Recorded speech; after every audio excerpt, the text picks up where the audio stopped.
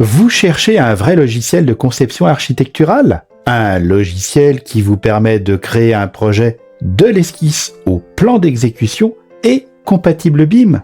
Venez découvrir Archicad 28. Le premier logiciel BIM est l'un des plus puissants logiciels d'architecture. Dans ce cours, vous verrez les fondamentaux pour exécuter un projet. Vous apprendrez à créer des plans en 2 dimensions, à réaliser une maquette BIM 3D, à créer des réseaux et à sortir tous les plans et pièces nécessaires. Je m'appelle Maxence Dupuppet, formateur en dessin technique et auteur de livres sur Archicad, et je vais vous accompagner tout au long de cette formation. Venez me rejoindre dans cette aventure qui vous fera découvrir les nombreuses possibilités d'Archicad. Faisons connaissance avec Archicad. Ce logiciel de CAO a été développé par l'éditeur hongrois Graphisoft et commercialisé à partir de 1982 sous le nom de Radar CH, puis d'Archicad en 1986. Il a été acheté par le groupe Nemetschek qui édite aussi Allplan et Vectorworks en 2006. Archicad permet de créer une maquette numérique d'un bâtiment. À partir de cette maquette virtuelle, on peut obtenir les plans 2D et 3D, ainsi que toutes les pièces architecturales et réseaux, les métrés, les rendus et les quantitatifs. De plus, il possède les outils d'analyse structurelle et de performance énergétique du bâtiment. Archicad est disponible en 2 versions. Archicad 28, version complète du logiciel, et une version Archicad Start Edition. La version Start Edition est nettement moins chère et contient une grande partie des outils d'architecture et de création de plans.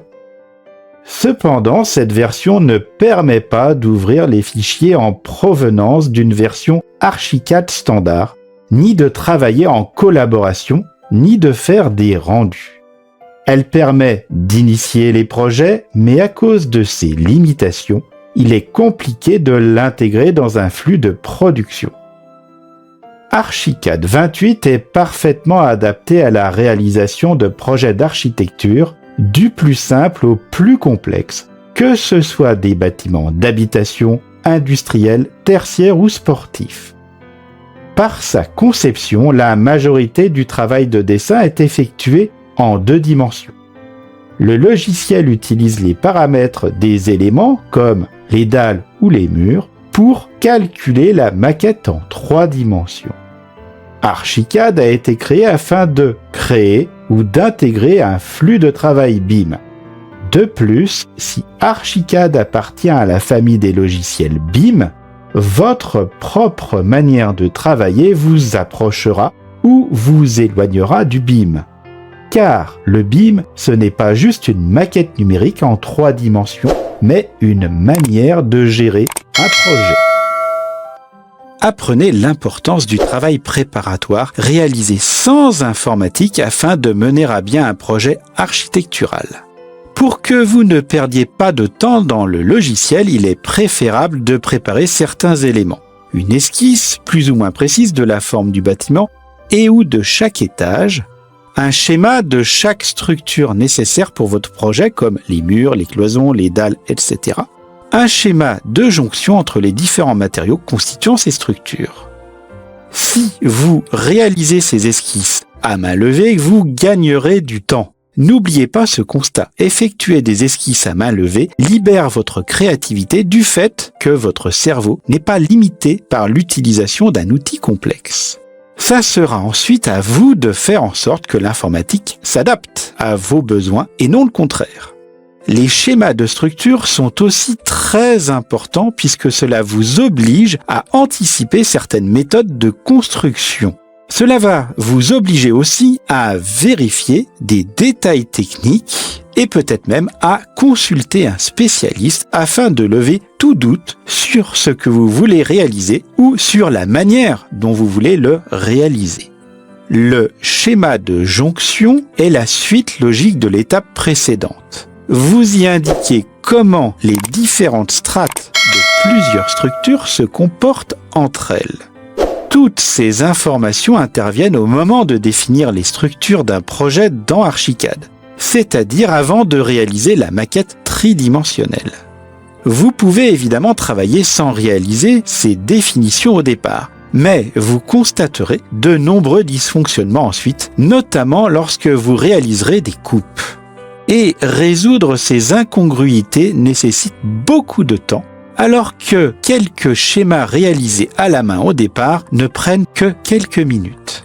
Et pour terminer, vous réalisez un schéma en coupe à partir duquel vous pourrez choisir le niveau 0 de votre projet et déterminer les hauteurs d'étage en fonction par exemple des hauteurs sous plafond et des épaisseurs de dalles, ainsi que la profondeur des fondations en fonction de la profondeur hors gel et de la hauteur minimum entre le terrain fini et le sol fini de l'étage situé au même niveau. Découvrez l'interface graphique d'Archicad. Nous allons commencer par le haut. En haut, vous trouvez la barre de titre, comme dans tout logiciel qui contient à gauche le nom du fichier courant. Par défaut, il s'appelle sans titre, puis le nom du logiciel et la version. Et à droite, vous allez trouver les 3 boutons habituels, réduction de la fenêtre, réduction et agrandissement de la fenêtre, et le bouton de fermeture du logiciel.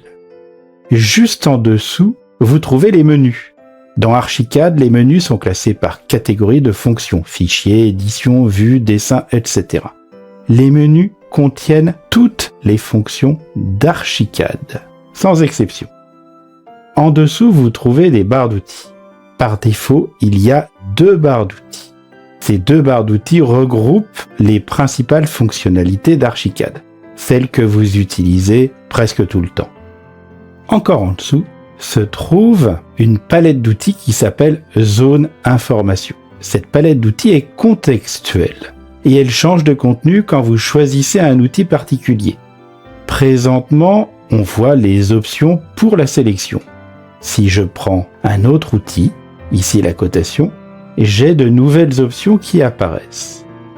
Encore en dessous se trouvent des onglets. Il y a plusieurs types d'onglets. L'onglet qui est toujours présent, c'est l'onglet des étages. Si vous voulez changer d'étage, vous effectuez un clic droit sur l'onglet et vous pouvez changer d'étage.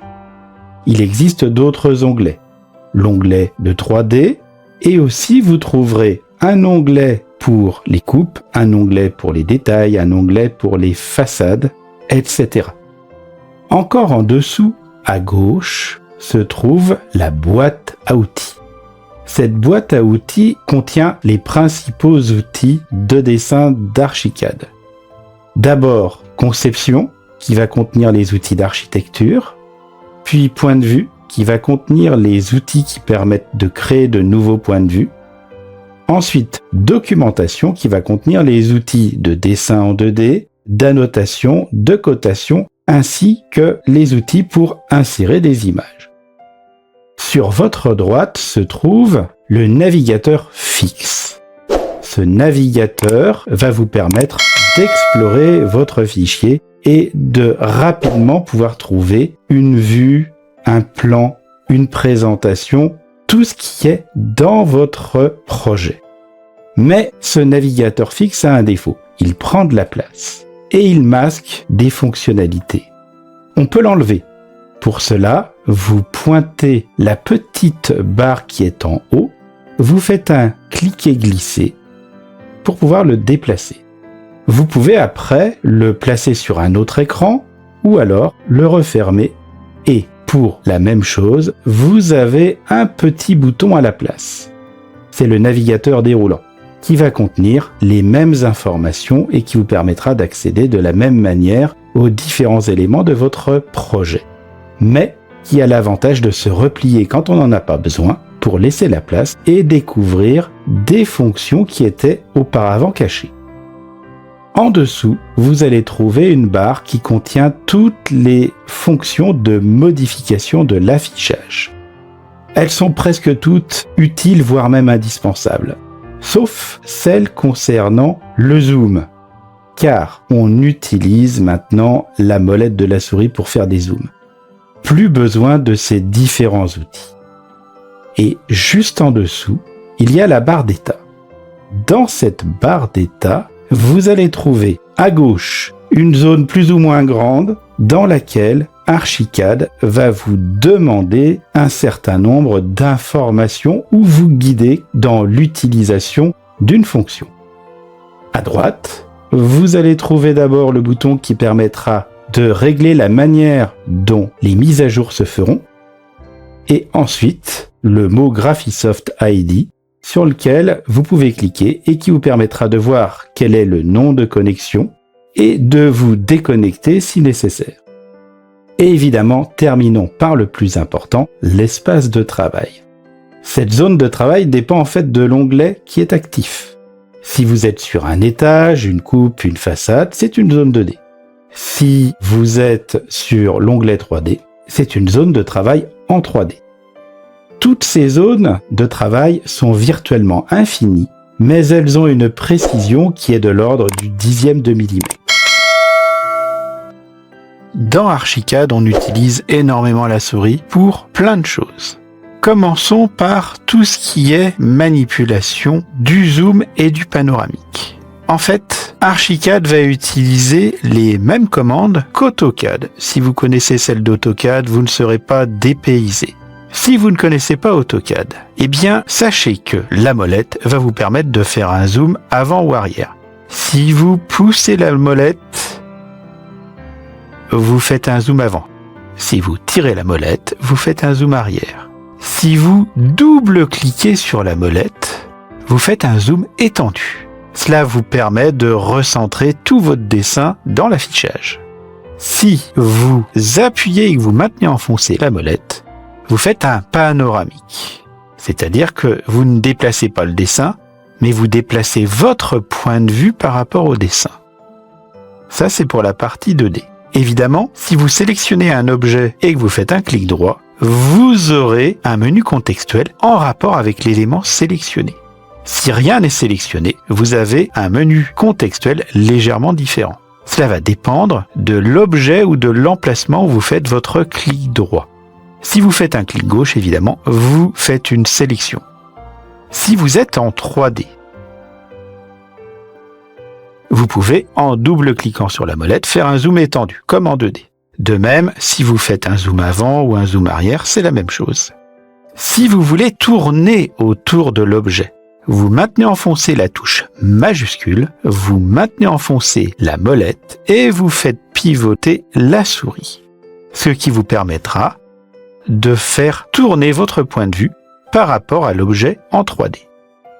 Attention, les mouvements sont limités. Vous ne pouvez pas tourner tout autour de l'objet à la verticale. Mais vous pouvez ajuster un point de vue de manière relativement précise.